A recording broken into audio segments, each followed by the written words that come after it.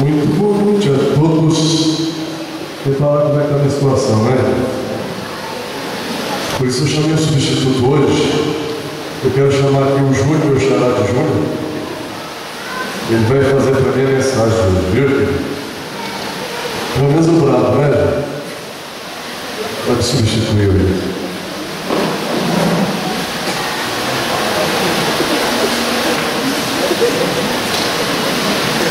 O pastor falou que o pessoal ficar de pé e para fazer os gestos como ele ensinou. São ordens do pastor. Vamos ficar de pé?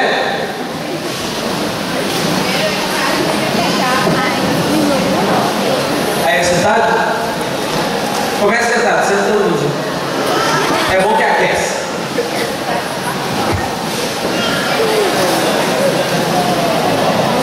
Todos lembram? Lembram? Como são os gestos? Então vamos lá. Esta é a igreja de Deus. Este é o povo de Deus. Água no tanque. Batiza ou não batiza? Batiza. Amém.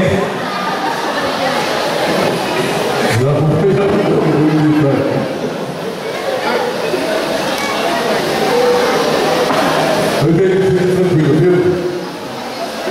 Pode ficar tranquilo que não é uma criança, não é tua.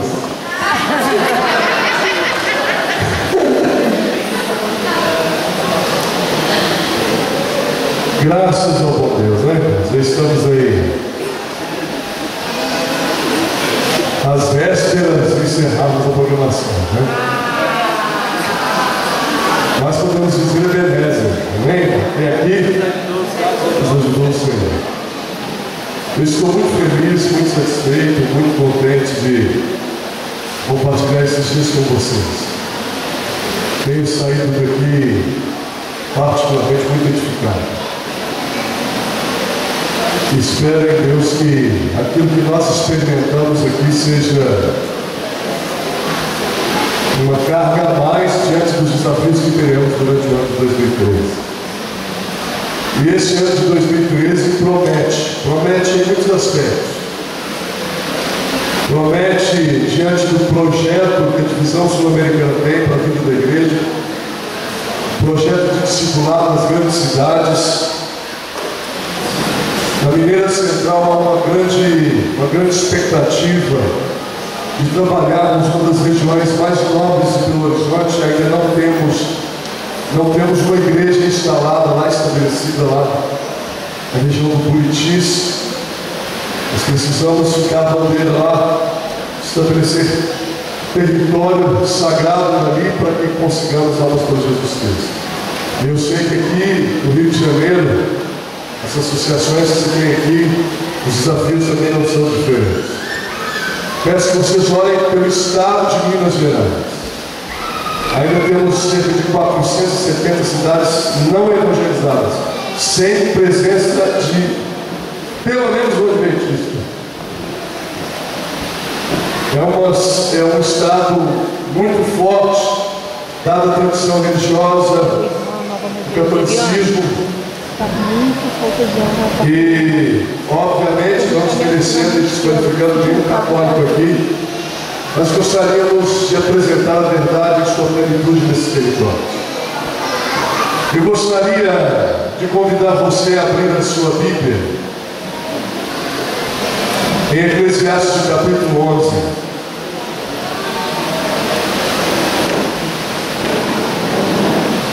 A Bíblia, a tradução que eu uso é de uma paráfrase bíblica, a Bíblia Viva.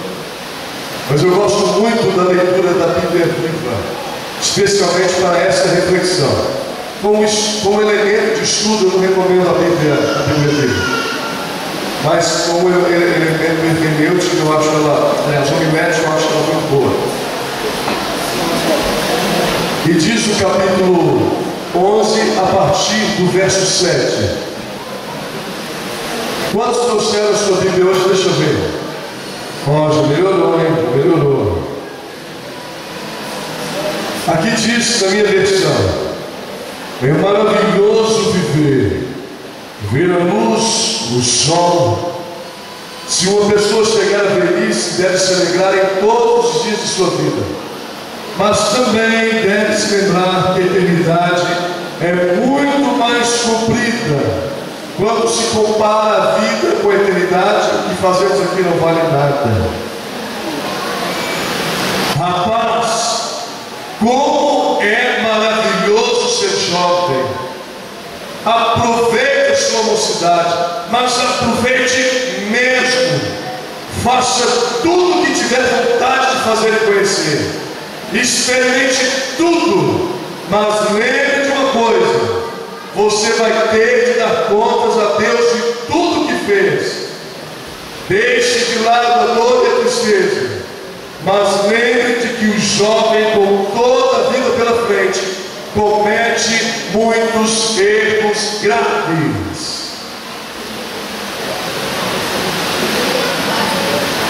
Eu gosto muito do livro de Eclesiastes. Para mim, dos livros, é óbvio que consideramos a Bíblia Sagrada como plenamente inspirada por Deus em toda a sua abrangência e totalidade. Mas há aquele livro que parece que se identifica com você. E o livro que se identifica comigo é o livro de Eclesiastes. Na verdade, eu fico imaginando Salomão, porque a palavra Eclesiastes ela vem do termo hebraico, covelet, que quer dizer o pregador, o professor, aquele que discursa. Na verdade, parece que o livro de Eclesiastes é um discurso de Salomão. Salomão ele está falando para um grupo de pessoas, e parece que ele está aqui se identificando com um grupo de jovens. Quem conhece a vida de Salomão, sabe da trajetória de Salomão, certamente vai se lembrar de que houve um momento na vida de Salomão em que ele cometeu graves delitos, erros significativos que não apenas comprometeram a sua vida, mas comprometeram a vida do Estado de Israel, da nação de Israel. Salomão outrora havia pedido a Deus: Senhor, depois de Deus ter se apresentado a Salomão e feito uma revelação a Salomão, Deus disse: olha, Salomão, me pede o que você quiser e eu vou te dar, Salomão. Salomão então, que tinha experiência em relacionamento com Deus, ele disse: olha, Senhor, o que eu quero te pedir é sabedoria. Dê-me sabedoria para conduzir o teu povo. E observe aqui, queridos, que quando Salomão ele pede sabedoria, Deus terminantemente não lhe nega o pedido e ainda lhe faz um elogio, porque ao fazer o pedido por sabedoria, ele já estava, na verdade, sendo abençoado por sabedoria. Mas lamentavelmente Salomão ele se desvirtuou dos preceitos e dos caminhos divinos. Existem duas palavras gregas para sabedoria. A palavra sapere, de onde... Desculpa, estou confundindo aqui com o latim. A palavra sofia, não é? E a palavra fronese. A palavra sofia é a palavra mais conhecida. Não é? Aquele conhecimento experimental, aquele conhecimento teórico, não é? Uma percepção do... Fronese é uma sabedoria prática. No latim a palavra sabedoria quer dizer sapere, quer dizer saborear, de onde derivou o termo do português, não é? Então quando eu falo sabedoria, eu estou falando de algo que eu saboreio, não é? Que eu degusto, não é? Que eu tenho prazer na degustação. Observe, portanto, que Salomão tinha de tudo para ser um homem verdadeiramente instruído em todos os caminhos, porque Deus já lhe havia concedido sabedoria. Mas o fato de Deus nos conceder uma bênção não quer dizer necessariamente que ela vai se perpetuar, tendo em vista a liberdade de escolha que nós usufruímos. E Salomão, ele cometeu um desatino. Ele começou a se envaidecer com aquilo que não lhe pertencia, que era uma oferenda divina, que era uma doação divina. As pessoas contemplavam Salomão e reconheciam a sabedoria de Salomão, mas a sabedoria de Salomão, que não era de Salomão, só poderia ser fortalecida mediante relacionamento com Deus. Não era muito diferente da condição de Sansão. E Salomão ele deixou de se nutrir de Deus, e ele começou a arquitetar projetos sem Deus. Ele começou a estabelecer parâmetros de vida sem Deus. Ele queria fortalecer o Estado, e para fortalecer o Estado ele contraiu um relacionamento em julgo desigual. Mais uma vez temos um problema aqui com o julgo desigual. Salomão se casou com a filha de Faraó, e ali agora ele começou a querer criar uma dimensão mais ampliada de seu governo, sem a presença de Deus, e submetido à influência dessas muitas propostas de alianças, porque ele não casou uma vez. Nós sabemos a história de Salomão, e Salomão era polígamo, um dos maiores polígamos do registro bíblico. Muitas dessas iniciativas se deram para fortalecer o Estado, para criar parceria com outros países, com outras nações. A verdade é que Salomão cometeu grandes delitos em sua vida. E quando Salomão ele se apercebe do desatino cometido, do deslize, da falha, de ter se desviado dos princípios e orientações divinas, Salomão então escreve, uma vez convertido, o livro que retrata a sua experiência. No capítulo 2 deste livro, Salomão diz algumas coisas. Permita-me aqui fazer uma breve leitura em alguns versos. No verso 1 e 2, quando ele diz: olha, vamos, experimente, edifique-se, aproveite a vida ao máximo, mas acabei descobrindo que isso também era tolice. É bobagem viver rindo o tempo todo. Qual a vantagem disso? Depois procurei encontrar a realização lançando um grande programa de obras públicas, construí casas para mim, plantei videiras, jardins, pomares, parques cheios de belas árvores. Mandei construir açudes onde eu juntei água para regar as minhas plantações. Comprei escravos, homens, mulheres, muitos escravos nasceram em minhas casas e fazendas. E tive muitos bois e ovelhas, mais do que qualquer outro rei antes de mim. Recebi muito ouro, muita prata, dos impostos que eu cobrava aos reis dos países próximos. Organizei também corais e orquestras, com bons cantores e cantoras. E além de tudo isso, eu tive muitas mulheres, todas lindas. Quando tudo que via, o que havia tentado, tudo era inútil. Era correr atrás do vento. Não havia nada no mundo que valesse a pena realmente. Apesar disso, notei que é uma coisa que acontece tanto ao sábio quanto ao tolo. Vão ter o mesmo fim. E quem pode dizer se meu filho vai ser um sábio ou um tolo? Mas mesmo assim, ele vai receber tudo que eu tenho. Isso me deixa muito desanimado. Além de ser uma tolice, isso é injusto. Afinal, o que é um homem que recebe como recompensa por todo o seu trabalho neste mundo? Muitas dores e tristezas, noites sem dormir, cheias de preocupações. Que vida besta! E assim prossegue Salomão em seu discurso. Salomão, ele podia se dizer que era um homem que havia aproveitado de muitas coisas, do conhecimento que teve do mundo. E Salomão, ele começa a divagar filosoficamente sobre a condição de sua vida. E ele vai dizer em público: tudo que eu fiz, nada bastou. De um conto de fadas, de uma ilusão, tudo que eu tentei, tudo que eu idealizei sem Deus, tudo que eu me propus sem Deus, era como se desse murro em ponta de faca, era correr atrás do vento. Eu descobri, e assim Salomão prossegue no discurso, quando ele chega à conclusão do livro, do capítulo 12, que afinal de contas, o que vale a pena mesmo é temer a Deus e guardar os seus mandamentos, porque o resto nada mais vale a pena. E um dia Deus vai cobrar tudo isso de mim.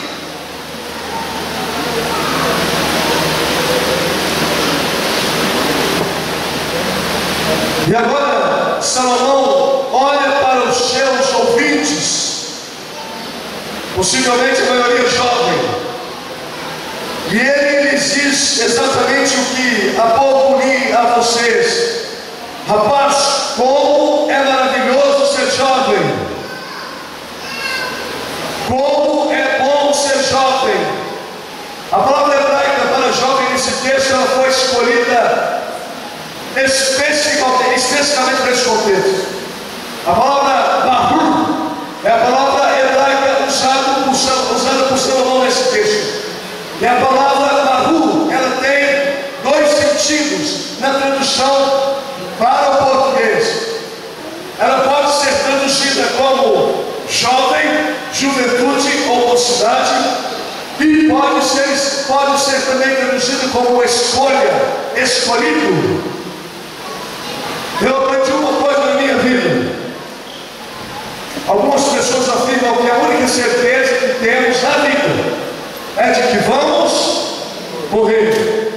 E eu digo que isso não é verdade, porque a Bíblia me assegura de que haverá pessoas que não vão morrer. Eu espero de Deus que eu seja uma delas. Se não for, eu quero ter eternidade. Jesus vai me ressuscitar. Amém? Amém. Mas não, a Bíblia diz que há aqueles que não passarão pela morte, assim como já houve aqueles que não passaram. Ele mesmo não passou pela morte.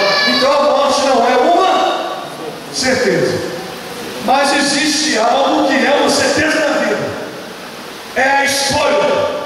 Você escolhe o tempo todo, você faz opções o tempo todo, você precisa se decidir o tempo todo. Para eu vir aqui falar nesse auditório, eu tive que escolher uma roupa. Essa foi a roupa que eu escolhi.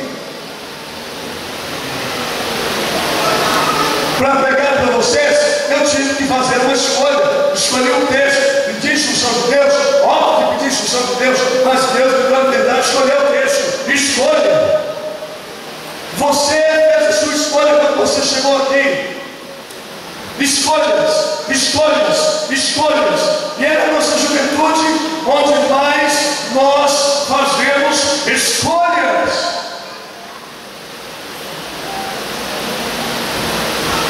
O problema é que quando nós fazemos escolhas, nem sempre, é bem possível que na maioria das vezes, essas escolhas não sejam acertadas em se tratando de juventude.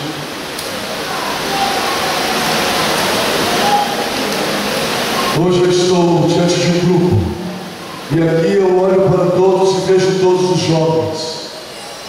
Eu não estou falando de idade, eu falo de jovialidade interior, de pessoas que olham para si e veem potencialidade em sua condição humana, porque se sentem como jovens, mesmo diante da idade avançada. E é óbvio que cada um de nós fazemos escolhas. Outra palavra usada aqui,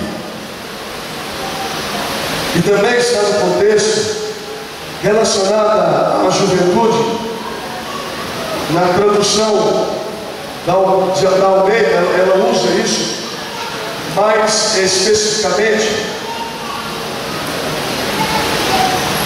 Fala de mocidade. A palavra mocidade poderia ser traduzida como adolescência. E a palavra adolescência no latim quer dizer aquele que cresce, é crescer, não é? É alcançar maturidade. Adolescer quer dizer amadurecer, crescer, se desenvolver.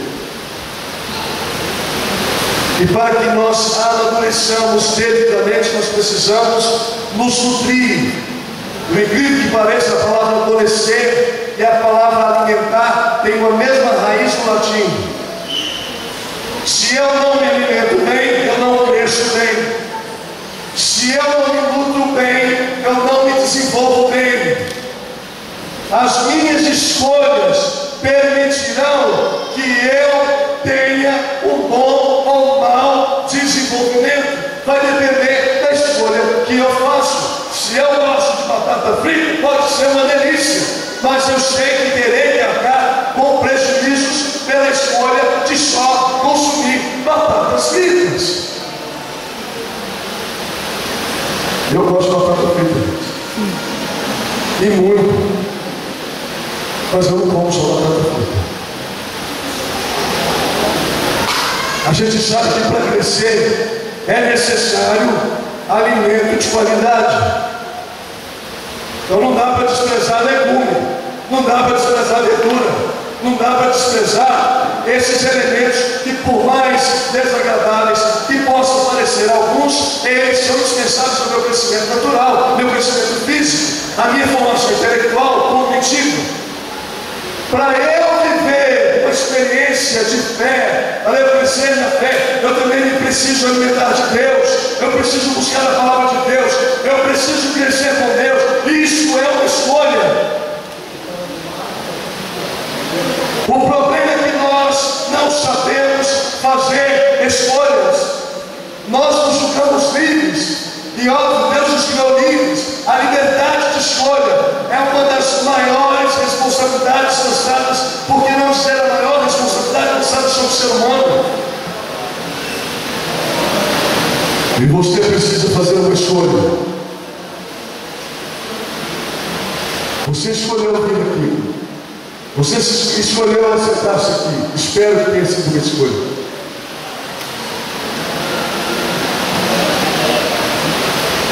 Mas a pergunta que eu faço para você hoje, nessa noite: você escolheu Jesus?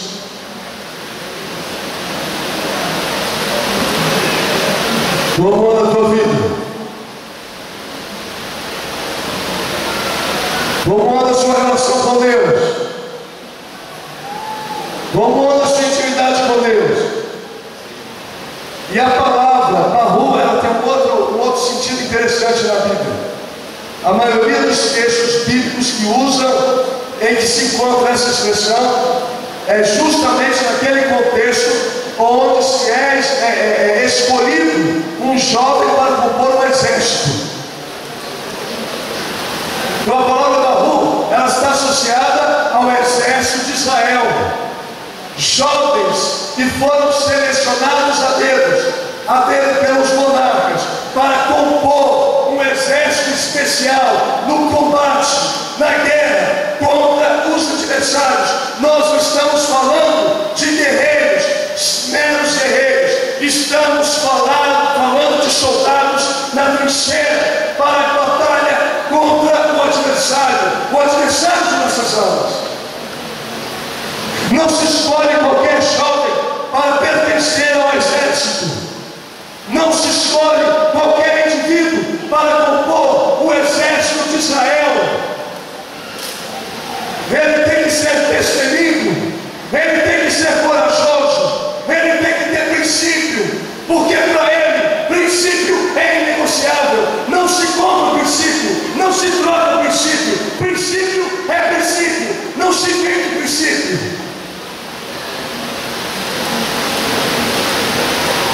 Alguém que tem princípio morre pelo princípio.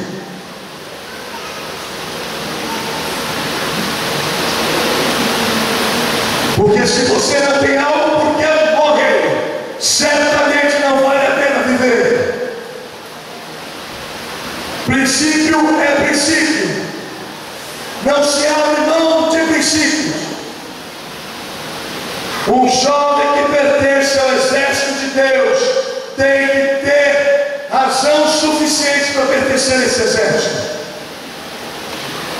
Mas eu tenho algumas preocupações com relação à juventude de Deus.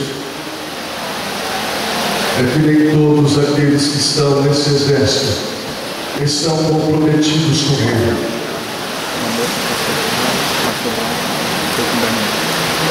Há pessoas que são compradas tão facilmente.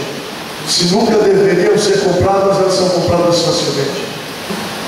Trocam a honra da moralidade por causa da pressão do grupo.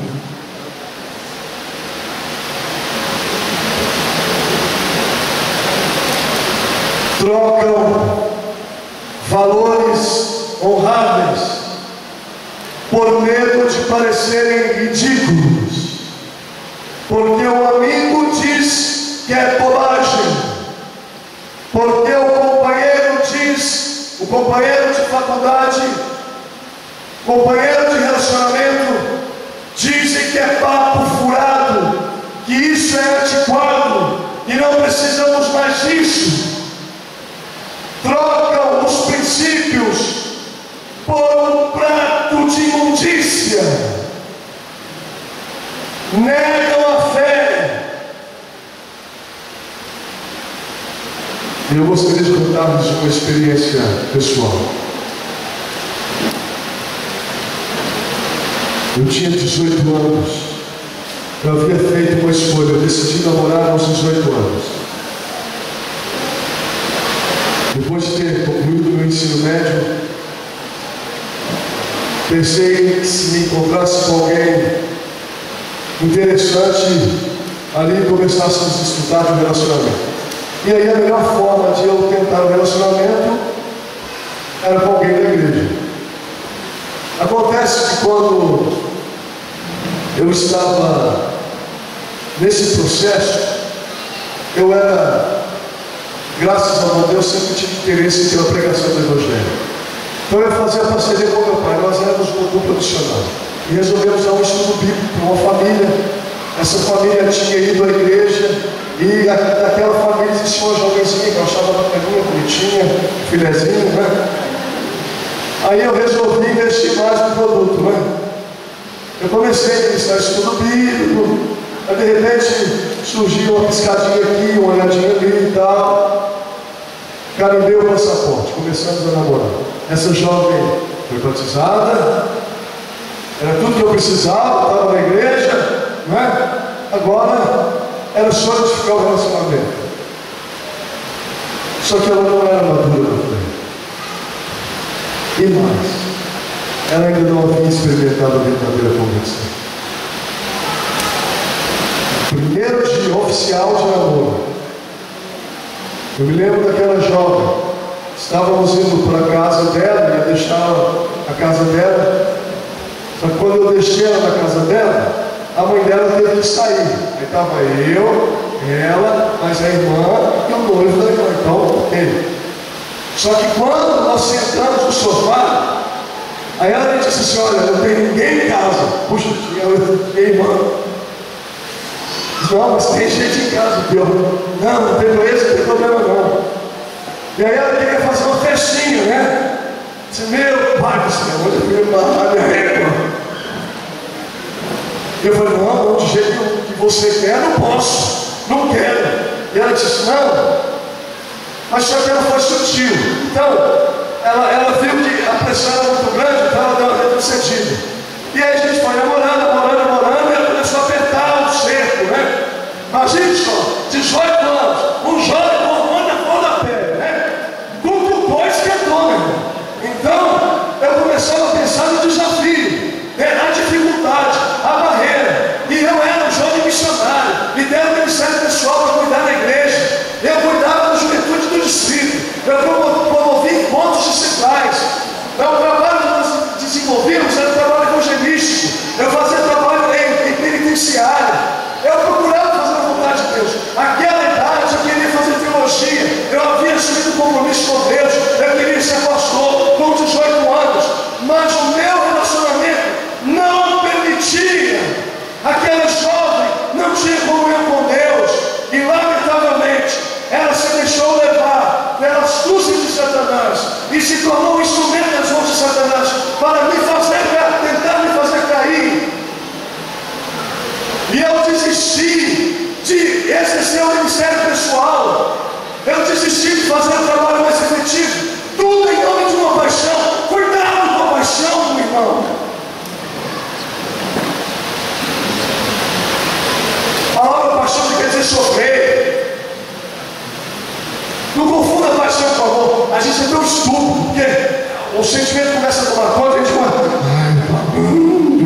E aí fica tão empolgado, porque acha que é o partido de Deus, e a gente não reflete, não pensa, não analisa, não racionaliza.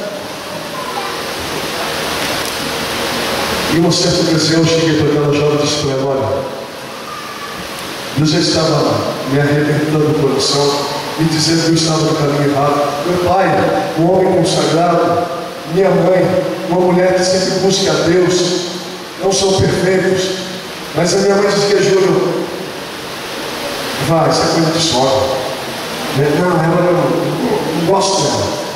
Pelo menos para ser sua namorada, eu não gosto dela. Eu falei: ixi, eu comecei bem, né? Eu vou ter problema de relacionamento na hora sogra. Aí meu pai dizia para mim: Júlio, toda vez eu vou ler a Bíblia. Meu pai buscava a resposta na Bíblia. Foi assim que Deus trouxe meu pai. Deus falava através da Bíblia com meu pai. Uma situação atípica, mas era assim que Deus falava com ele. Então ele dizia para mim: toda vez que eu abro a Bíblia, que eu oro por vocês dois, está lá. Eu oro pedindo a Deus para que me mostre sobre vocês. Aparece Jezabel. Misericórdia. Eu não entendi bem quando eu fui me colocar. Era a escolha que eu fiz. E eu não queria ouvir. Eu disse: não, isso é besteira. Você vai ficar sorteando item na Bíblia lá para ver. Isso é coisa da sua cabeça. Eu não queria acreditar. Mas, irmãos, eu estava sendo induzido. Satanás estava me tirando o caminho da luz. E eu não conseguia perceber por causa do relacionamento que eu desejava por paixão. Deus estava tentando me fazer ver que eu estava errado. Estava cometendo um grande delito. E Deus precisava tocar no meu coração com mais força. E numa conversa que eu tive com ela, sentindo que não poderia mais continuar daquele jeito, graças ao bom Deus, eu cheguei ao altar com minha esposa, a minha amada esposa. Eu consegui, pela misericórdia de Deus, porque tentação não faltou e vontade também não, mas eu consegui chegar daquele jeito. Amém. Porque eu propus no meu coração que não entregaria o meu corpo para qualquer mulher, senão a mulher que Deus me deu. Amém. Mas foi difícil. E quando eu disse assim, certa ocasião, eu perguntando para ela, por que você não estuda mais a Bíblia, busca mais a presença de Deus, você ainda está se pegando a certas coisas? Eu fazia um esforço, até me sentia responsável por ela, fui eu que dei estudos a ela, mas ela não queria me ouvir. E ela disse assim, ó, sabe por que eu batizei? Eu vou te ser sincero, eu me batizei por causa de você, porque eu não queria ser batizado. Aquilo foi suficiente para eu dizer para ela, se você não quer se relacionar com Deus, comigo também você não se relaciona, porque eu quero Deus, e eu não posso viver sem Ele. Terminamos o namoro, travada a batalha emocional. Cerca de 3 anos depois é que eu pude servir a Deus indo para o seminário fazer teologia. Eu adiei um tempo significativo. Poderia ter usado 3 anos a mais para o exercício do Evangelho. E por causa da minha escolha, por causa do meu desatino, eu paguei um alto preço por isso. Querido jovem, essa mensagem é muito especial para você. Você que está no campo das escolhas, dos relacionamentos, as decisões acadêmicas, você precisa colocar na sua cabeça: não pode haver escolha sem orientação divina. Em tudo que você vai fazer, na roupa que você vai vestir, na maneira como você vai se conduzir ou se comportar, em qualquer tipo de ambiente, para qual ambiente você for, com quem você falar, você precisa de Deus para te instruir. Não há como tomar decisões sensatas sem que haja intervenção de Deus. Toda e qualquer decisão sabiamente conduzida só pode ser orientada por Deus. Hoje Deus faz um convite a você. Que caminho você quer seguir? Olhe para as escolhas que você fez e eu lhe pergunto: você é feliz? Olha para as decisões que você tomou, para o rumo que você seguiu, quando você disse não para Deus, quando você abandonou a igreja, quando você abandonou os princípios de Deus, quando você não disse mais: Senhor, eu não quero saber dos teus projetos, eu não quero mais saber dos seus sonhos, eu quero sonhar os meus sonhos, eu quero realizar as minhas expectativas, os meus planos e os meus interesses, e o Senhor é uma pedra de tropeço no meu caminho. Olhe para a sua vida. Você é feliz em Deus?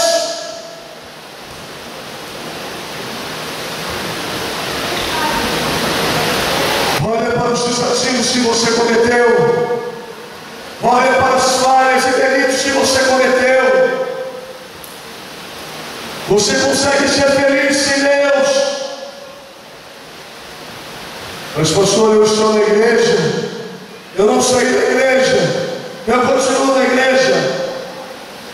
Eu disse para você que a gente comete erros nas nossas escolhas quando nós somos jovens.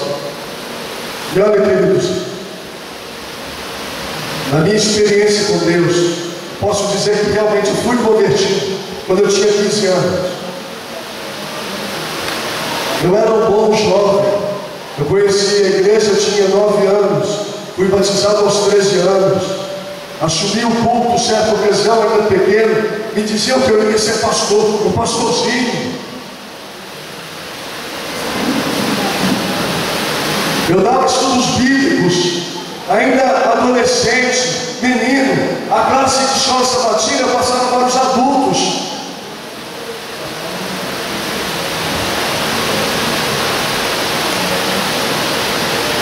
Mas eu era vazio. Eu sentava no banco da igreja, assistia o culto sábado, mas chegava à noite, eu ia para o Solzão do Lindéia, no nome do bairro lá abençoado, é Lindéia, é o nome. Solzão do Lindéia, né? Solzão do Lindéia, tiro, morria um toda noite. cadeira para um canto por outro. Meu pai e minha mãe dormiam porque o filhinho crente estava na paz, em vigília.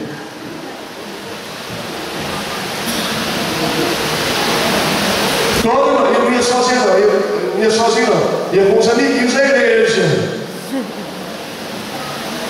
Os irmãozinhos são todo mundo compartilhando essa cidade, lá no São João da Ideia, no rap, no hip hop, no funk. Estava vazio, mas as pessoas viviam na igreja, um homem abençoado, homem de Deus, um sepulcro caiado. Não, na verdade, não é que eu não fosse sincero, eu era sincero naquilo que eu fazia, mas eu achava que não tinha nada a ver. A gente tem uma onda na mentalidade jovem, achava que não tem nada a ver. Esse negócio aí é ridículo, isso é coisa de antigo, né? A gente pode curtir a vida, e aí é ser crente, irmão, beleza. Mentira! Não dá para se ver dois senhores. Minha vida estava no carro, eu já não aguentava mais aquela hipocrisia. Moralmente eu estava corrompido, minha identidade estava perdida. Como é que eu ia falar de Jesus se Jesus estava dentro do meu coração? Eu estava vazio dentro da igreja, e eu sei que existem jovens vazios dentro da igreja, e eu um pinhado assim de gente, porque eu via pessoas que comigo iam para os piores lugares e que faziam coisas terríveis que as pessoas da igreja não viam, mas estavam corrompidos moralmente. Pais, queridos pais, abram os vossos olhos enquanto há tempo para conduzir o teu pequenino no altar do Senhor. Pode ser que em algum momento você seja chamado de honesto, de duro, mas segura o teu filho, porque senão, no dia que ele se soltar, ele cairá nas garras de Satanás.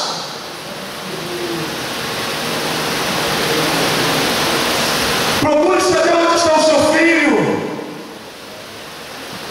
Seja um pai chato, porque um dia o teu filho vai te dar uma coroa, a coroa da vida.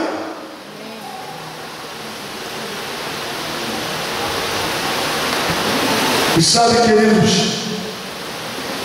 eu não posso condenar os meus pais, eles eram novos na fé. E eu estava lá, no showzão do Ideia. E de repente, quando eu estava lá no show, o baita do showzaço, uma voz falava à minha mente: Júnior, seu lugar não é aqui. E aquela voz persistia me incomodando: Júnior, o seu lugar não é aqui. E aquela voz se tornou tão alta na minha mente que eu não conseguia lidar com aquilo. Ela me incomodava de tal maneira que eu saí daquele som, ficava a alguns, talvez 1 quilômetro de casa, e eu saí correndo. Eu não queria ver ninguém, já era 1h da madrugada, eu queria ir para casa. Aquela voz me incomodava de tal maneira que eu tentava fugir dela, mas ela me dizia: Júnior, o seu lugar não é aqui. Eu cheguei em casa, abri a porta abri o portão, cheguei no meu quarto, depois de ter acessado as muitas entradas, ali no quarto, ainda tinha minha Bíblia de cabeceira. Eu orei, ajoelhei diante de Deus e disse: Senhor, eu já não aguento mais essa mentira. E eu hoje estou tomando uma decisão na tua presença. Eu vou chutar o balde, vou abandonar a igreja, porque esse é o melhor caminho. Raciocínio de um jovem. É mais fácil. Eu vou abandonar tudo, Senhor. Eu vou seguir eu não consigo mesmo deixar isso, então eu vou seguir isso daqui. Eu não mereço ser chamado teu filho.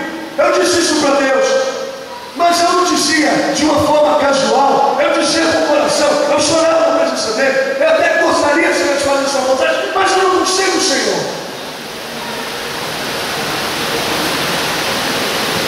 E aí eu peguei a Bíblia e disse: olha, Senhor, essa é a última oportunidade que o Senhor tem para falar comigo.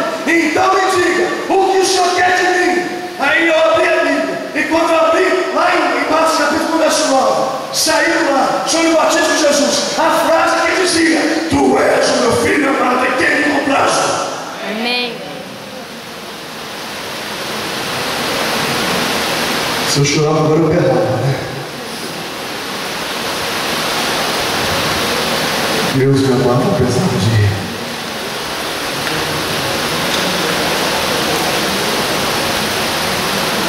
Deus ama você apesar do que você já fez, querido. Não importa quão longe você tenha andado, quão distante você tenha estado, não importa a cova que você tenha feito para você, a profundidade do poço, Ele está aí perto de você para socorrer você. Deus é o Deus das oportunidades. Deus tinha um sonho para mim. Deus tinha um sonho para mim. Quando Deus disse para Jeremias disse assim: olha, eu sou pequeno, eu sou fraco, olha para mim, Senhor, não passo de uma criança. E Deus disse para Jeremias, eu escolhi você desde o ventre, porque eu tenho um plano para você, eu tenho um sonho para você. Oh, querido, Deus tem um sonho para você, Deus tem um plano para você, Deus tem um projeto para você. Por que você persiste em lutar contra Deus? Por que você resiste a ouvir a voz de Deus? Por que você ainda recusa aceitar os caminhos de Deus? Ele tem um projeto para você. Por favor, não desista de Deus. Por favor, não abandone a Deus. Se em algum momento você titubeou, pode ser que você saiu por causa de um erro, de uma falha, de uma acusação de um irmão. Eu não sei por que você saiu. Por favor, enquanto há tempo, volte para os braços de Deus. As pessoas perguntam por que eu sou tão escancarado quando eu falo, né, na pregação. Mas eu disse para o Senhor, todo sermão que eu pregar, que eu prego como se fosse meu último sermão para essa pessoa, porque eu não sei o dia de amanhã. E eu vou lhes dizer por quê. Porque eu conheci um jovem chamado Elton. Elton era o irmão de Elton, meu melhor amigo. Elton havia sido membro da igreja adventista, havia se batizado na igreja adventista, foi criado na igreja adventista. O tempo se passou, Elton saiu da igreja, e quando Elton saiu da igreja, ele conheceu o mundo das drogas, e ele começou a traficar, ele começou a vender drogas, e ele se tornou importante na comunidade do tráfico, ali, numa cidade, numa região próxima de Belo Horizonte, da Grande BH, cidade de Ibirité, no bairro do Val de Barros. Ali ele começava a coordenar o tráfico naquele bairro. As muitas tentativas, Elton procurava voltar para a igreja, mas não conseguia, já estava dominado pelo mal, e ele não conseguia resistir às tentações. Não é que Deus não pudesse libertá-lo, não é porque Deus não pudesse dar a ele uma segunda chance, mas porque a escolha dele não permitia seguir os planos e os sonhos de Deus.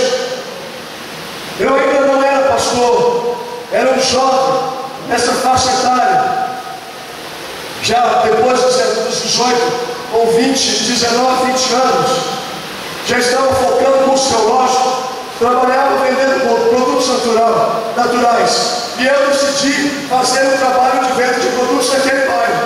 E quando eu estava fazendo o trabalho de vendas ali, eu me deparo com o Elton, o irmão do Elvis. E Elton descia, Elton, apesar das circunstâncias, era uma pessoa muito camarada, comunicativa, é de bom relacionamento. E aí quando Elton descia, era um bairro do louco, a casa dele, um lote irregular, ele descia. Eu observava, ele parecia demais com o Elton, há muito tempo eu não havia visto o Elton. E eu perguntei para ele, você parece um amigo meu, você deve ser o irmão dele, o Elton.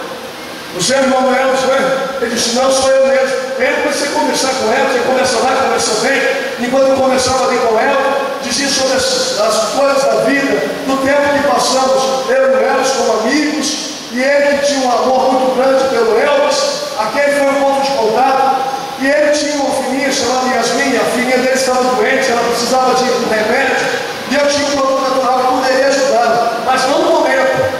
Eu disse para ela, olha, vamos fazer o seguinte, eu não tenho esse remédio agora, mas vou trazer ele amanhã para você. E esse foi o compromisso que eu assumi com ele. Conversei quase que a tarde toda com ele. Saí dali e não falei nada de Jesus para ele.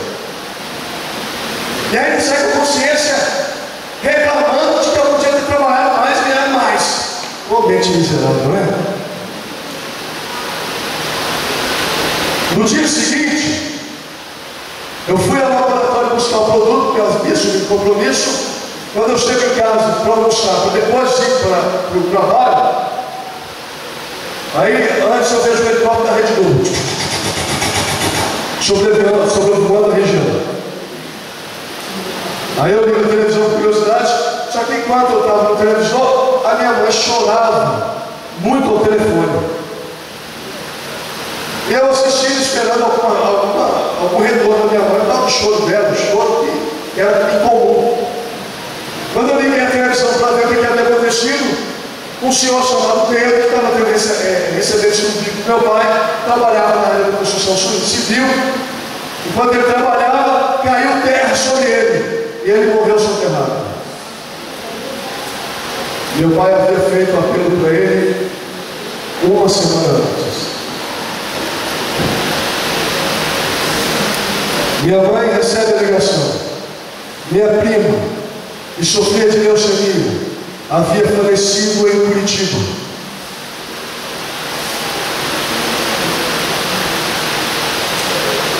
Eu tinha bons motivos para não trabalhar aquele dia.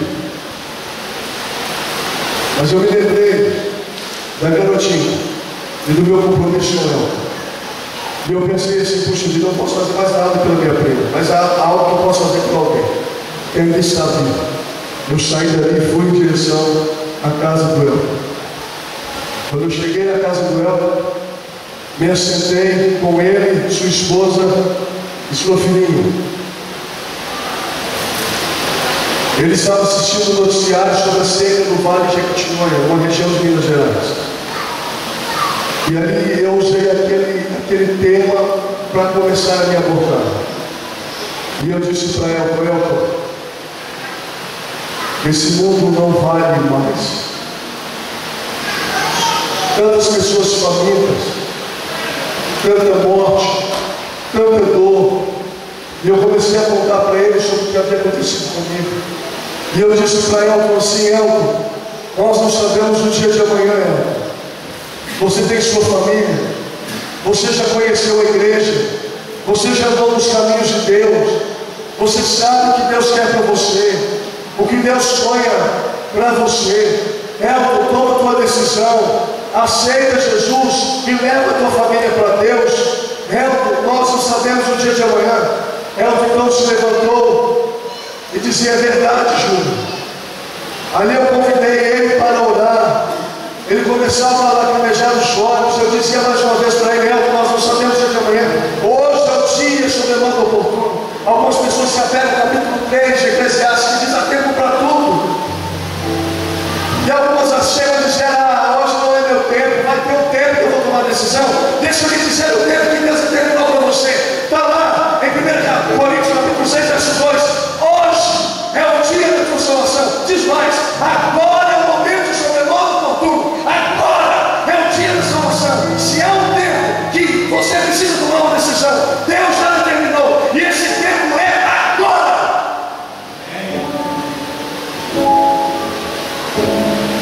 Eu falei para Elton, por favor, ouça o meu clamor. Orei com ele, saí, e quando eu desci, eu disse para Elton, não demore mais, você não sabe o dia de amanhã. Ele disse, é verdade, eu vou tomar uma decisão. E eu fui embora. Isso era na sexta-feira. Durante todo o sábado eu estava lá no velório da minha prima. O sábado se passou, cheguei em casa, dormi, e de manhãzinha, Elvis me liga. Ele não consegue conversar comigo, eu estou deitado.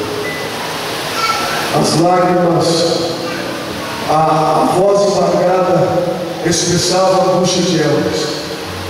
E na conversa com meu pai, Elvis dizia que Elvis, no sábado à tarde, saindo da sua casa, foi abordado por um carro onde havia 2 indivíduos.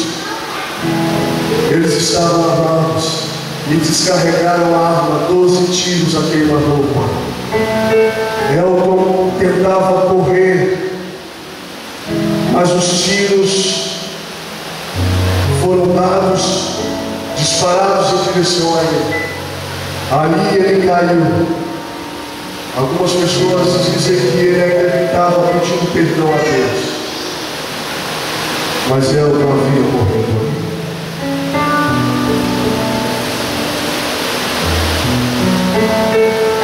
Para de se iludir, de achar que você é eterno enquanto está no pecado.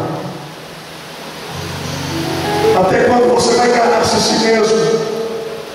Até quando você vai se propar com o pecado?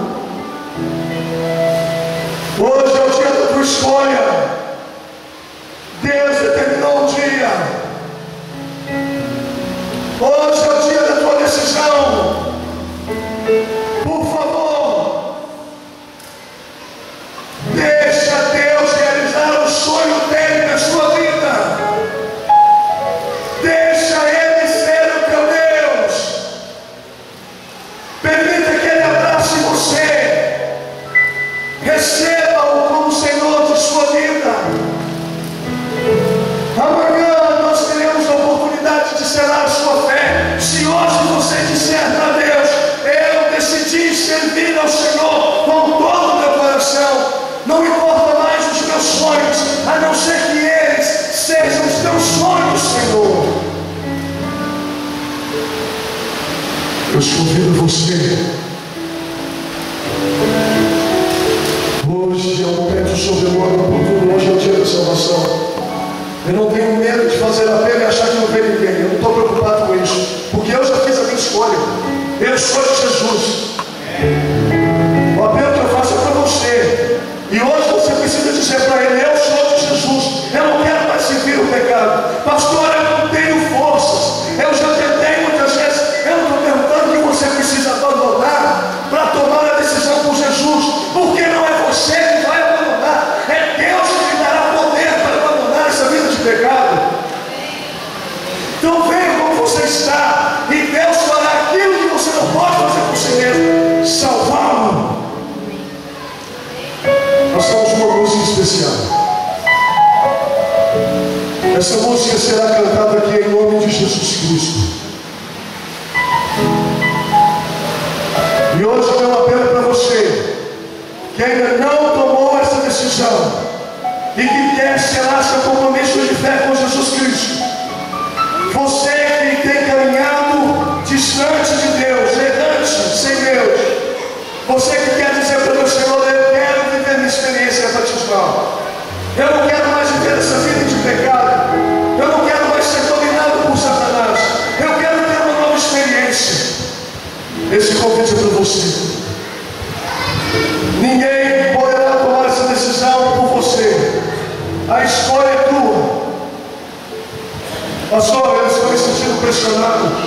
Eu não quero pressioná-lo, mas eu tenho certeza que o Espírito Santo vai fazer de tudo para você se levantar daí deste lugar. A música será cantada. E eu quero orar por você, que em nome de Jesus vai sair daqui desse lugar com a decisão tomada, para a honra e glória dele. Só depende de você. Pode ser que você precise de uma ajuda. E aí, meu querido amigo, você que já tomou sua decisão, ajude essa pessoa a se levantar. Pode até ser que ela seja tímida, mas em nome de Jesus, ajude, traga até aqui, para a honra e glória do Senhor. Mas em nome de Cristo, hoje você ouve a voz do Senhor. Ele convida você. Por favor, pare de entregar mais um minuto de sua vida para o diabo. Porque se você não está com Deus, não pense que você está com outra pessoa, senão o diabo. É só ele mesmo. Você tem a opção, ou Deus ou o diabo. Hoje você faça a escolha. Em cima do muro, meu irmão, não caia nessa cilada não. Porque quem está em cima do muro é do diabo. Então hoje você toma a sua decisão. Eu quero orar por você. Eu quero ter a alegria de vê-lo tomando essa decisão amanhã em nome de Jesus Cristo. Hoje, se ouvir a sua voz, não endureça mais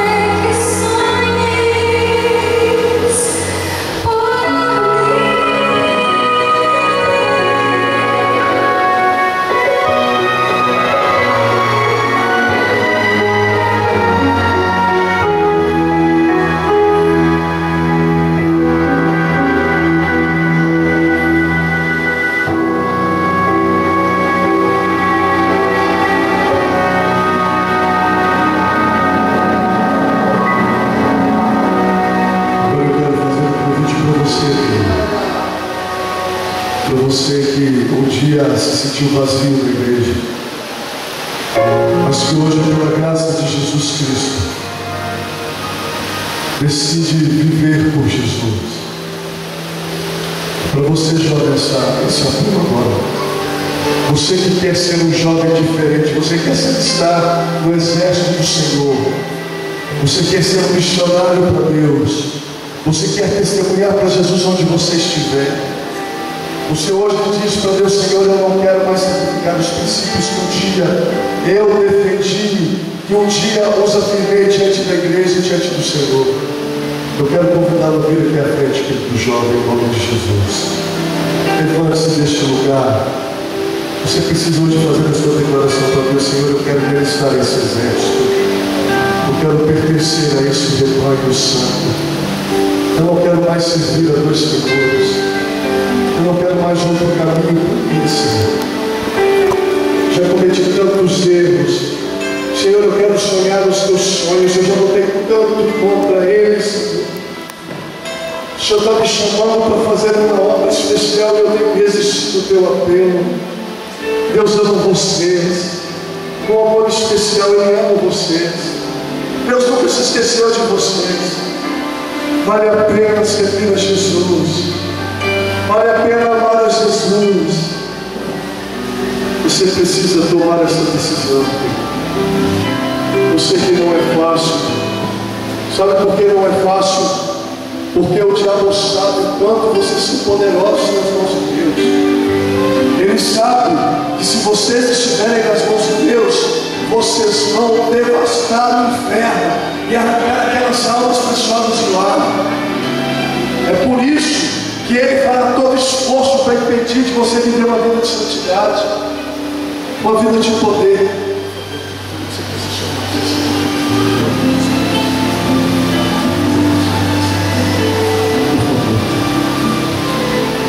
Não tenha medo de dizer a quem você serve.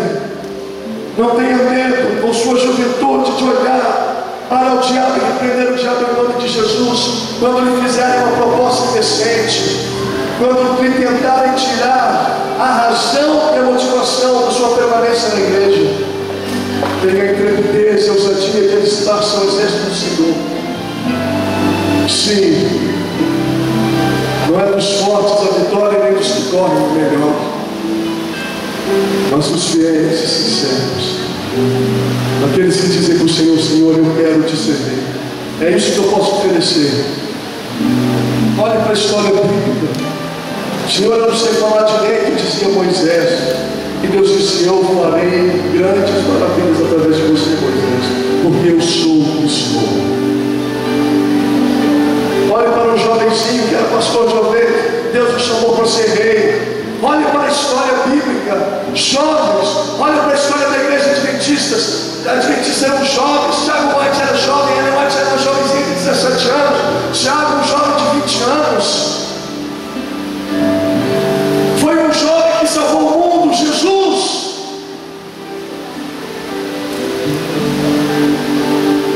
Não me diga do que os jovens são capazes. Deles a missão. Através de vocês, muitas almas serão ganhas para Jesus Cristo. E o vosso testemunho, que um dia no passado era angústia e choro para os vossos pais, agora será a revelação do poder de Deus e da graça maravilhosa que opera em vossas vidas. Quero chamar os demais aqui, queridos irmãos, os mais experientes na fé, já enfrentaram decisões em sua juventude. Sua juventude certamente sabem do que nós estamos falando. Eu quero que essas pessoas mais experientes cerquem esses jovens pela sua experiência e intercedam por eles em nome de Cristo. Nós vamos orar por vocês. Nunca se esqueça, vocês foram chamados para o exército de Deus. Vocês pertencem ao exército santo, do exército de Israel. Mas não é de Israel terrestre, é de Israel espiritual.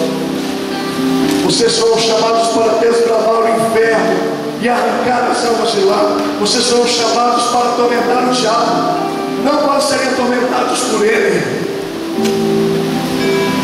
Vocês foram chamados para arrancar cada pessoa que um dia esteve amarrada nas mãos dele.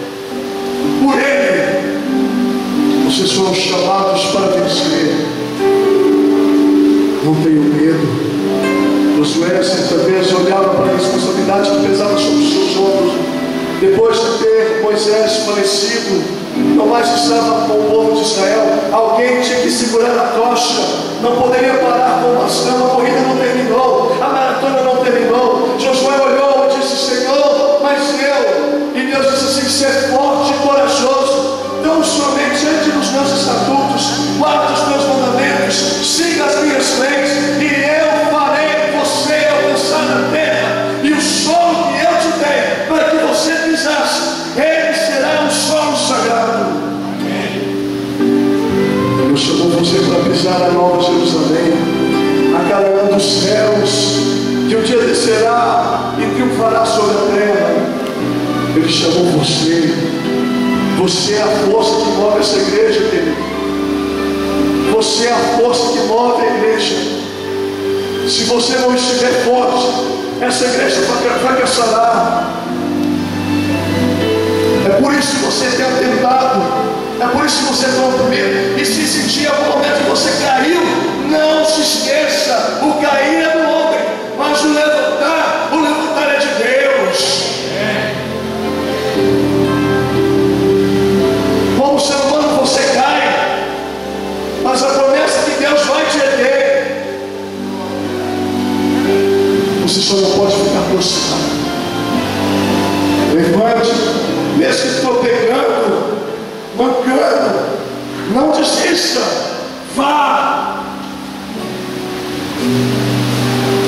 Queridos, eu quero que vocês formem um ciclo. Por favor, formem um ciclo para essa juventude. Eu também vou ficar aqui no meio deles. Vamos abençoar esses jovens.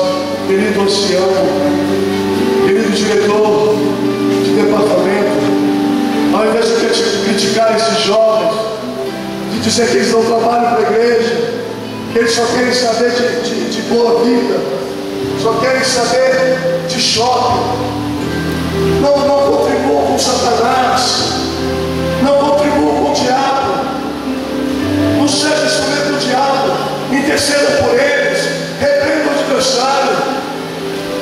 Esses jovens são preciosos, irmãos.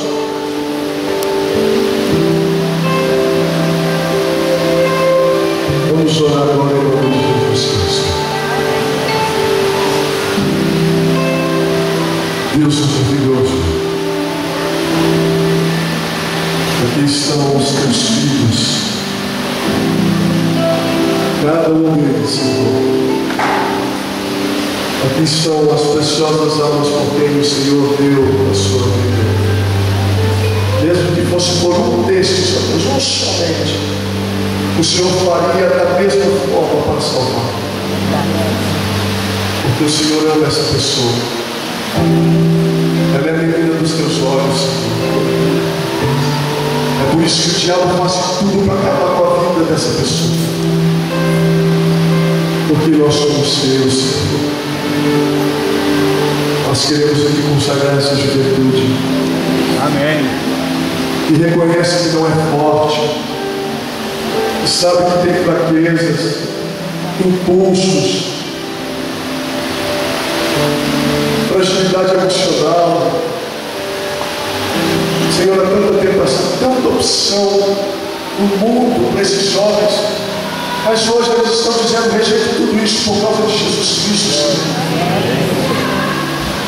E hoje eu entrego essa juventude em tuas mãos, ó Deus. Faça um milagre, dê-lhes forças. Aqui estão, Senhor, os teus filhos que se dispuseram a lutar em oração, adotando esses jovens em clamor diante da tua presença, Senhor. Eu entrego cada um desses, Senhor, em nome de Jesus, diante do teu altar. As decisões que precisam ser tomadas, que elas sejam consolidadas. Tu chamas para o ministério, por favor, honre esse compromisso na vida do teu filho.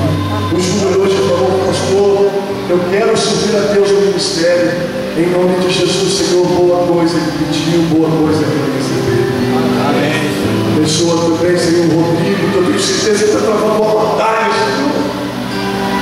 Mas o Senhor tem coisas maiores para ele. Não deixe Satanás vendar os seus olhos, ele pode fazer mais para ti. Deus o deu por cabeça e deu por cauda, Senhor.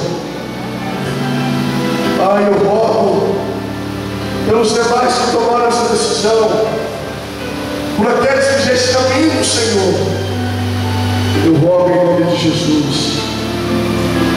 Por isso, Senhor, despeça-nos com a certeza de que hoje tivemos um encontro contigo. Amém. Sairemos aqui com a alma lavada pelo Espírito Santo. Amém. Fomos batizados com o Espírito hoje nessa noite. Amém. Porque nós decidimos sonhar os teus sonhos. Abraça-nos, Senhor. Derrama as tuas bênçãos sobre nós. Primeiro que teve que sair daqui, Senhor, porque não está bem de saúde. Vá com ela, Senhor, restaura as suas forças. Cura, Senhor, em nome de Jesus Cristo. Nós estamos aqui. Somos teus. Usa-nos, Senhor. Em nome de Jesus. Abraça-nos, queridos. Vocês são especiais para Deus.